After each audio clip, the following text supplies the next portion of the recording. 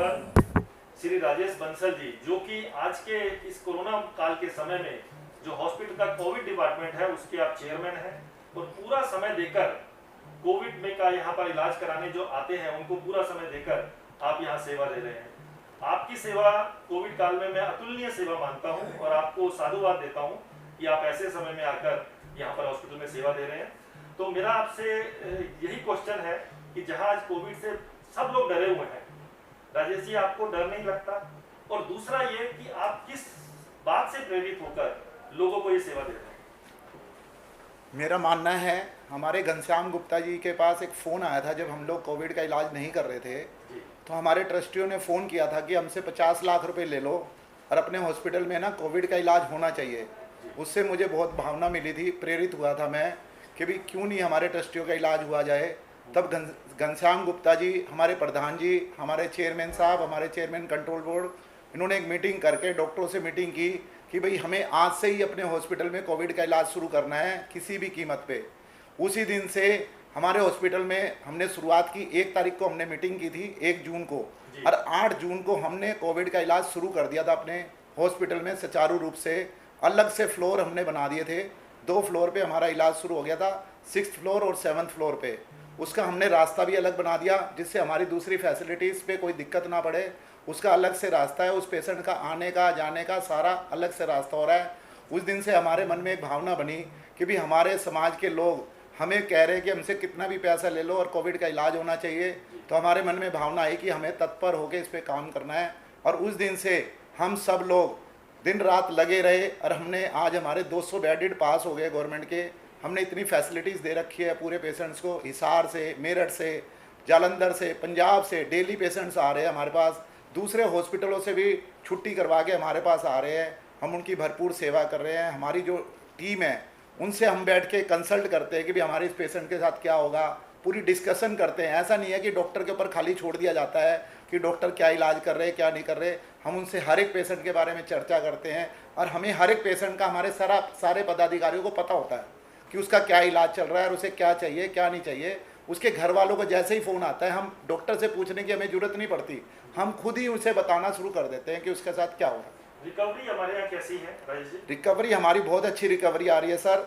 हमारे यहाँ जो पेशेंट्स पहले आ जाते हैं, सपोज करो 5वें दिन एडमिट हो जाता है, तो वो 100% रिकवरी है हमारे पास। जो पेशेंट्स जो हमारे पास 20/25 का स्कोर लेके आता है या 22/25 का स्कोर लेके आता है, वो रिकवरी हमारे यहाँ मैक्सिमम 1 या 2% खराब हो रही है, नहीं तो वो भी हमारे यहाँ रिकवरी आ रही है। लेकिन जो 5वें दिन एडमिट हो जाता है उसकी तो 100% रिकवरी है। आम भाषा में समझाओ 20/25 क्या? मैं आपको बताता हूँ कोविड क्या है। कोविड में क्या है, सबसे पहले कोविड में होता है बुखार। हम लोगों को जैसे ही 5 दिन का बुखार हो जाए तो उसके बाद हमें हॉस्पिटल में एडमिट हो जाना चाहिए और उसमें एक HRCT करानी बनती है। अगर कोविड की रिपोर्ट आपकी नेगेटिव आए या पॉजिटिव आए उससे मतलब नहीं है, मतलब है हमारा HRCT। HRCT में एक स्कोर दिया जाता है, उसमें कोविड जांच हो जाती है कि इस बंदे को कोविड है कि नहीं है। उसमें हम स्कोरिंग करते हैं, हम अपने लंग्स को 25 भागों में डिवाइड करते हैं, तो उसमें हम स्कोरिंग करते हैं कि इसको 5 भाग खराब हो गए, 25 में से 5 मतलब 5 20%। तो उसके बाद हम इसको माइल्ड में ले लेते हैं, 6 से 7% जो होता है, 25 में से 7 होता है, ये 6 होता है, तो माइल्ड में उसको एडमिट होना बनता है। उसके बाद माइल्ड और मॉडरेट के बीच में अगर उसको HRCT में आता है तो उसको हम अपना इलाज शुरू कर देते हैं। उसके बाद हम रेमडेसिविर शुरू कर देते हैं, प्लाज्मा थेरेपी शुरू हो जाती है। उसके बाद एक हमारे पास एक मेडिसिन और है एक्टिमिरा, उसके बाद हम उसको दिया जाता है, उसकी TLC और सारी चीज़ें मापदंड को देखते हुए उसको एक्टिमिरा दिया जाता है, जिससे पेशेंट्स में ये सुधार होता है।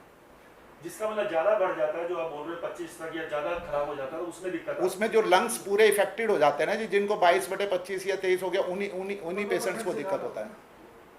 बहुत बहुत धन्यवाद। आपने कोविड का इलाज और कोविड किस तरीके से होता है, भाई आपके हिसाब से अगर किसी को 4-5 दिन बुखार है तो उसको CT स्कैन जरूर कराना चाहिए। CT स्कैन जरूर कराना चाहिए। रिपोर्ट नेगेटिव आ जाए। इसमें एक चीज हो रहा है जी, जो लोग यहाँ से छुट्टी करके चले जाते हैं जी, मैं एक मैसेज और देना चाहता हूँ। जो यहाँ से डिस्चार्ज होके चले जाते हैं उनका स्कोर उसके बाद भी वो खड़ा रहता है। जैसे अगर 14 है या 12/25 रहता है, उसके बाद उसका जो ठीक होगा ना, लंग्स जो ठीक होते हैं उसमें 3 से 6 महीने लगते हैं।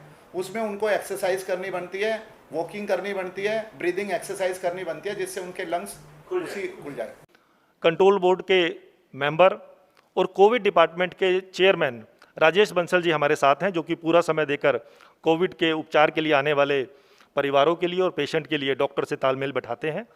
मैं चाहूँगा कि राजेश बंसल जी भी अपनी बात रखें और बताएं यहाँ पर क्या नई फैसिलिटीज़ शुरू हुई हैं।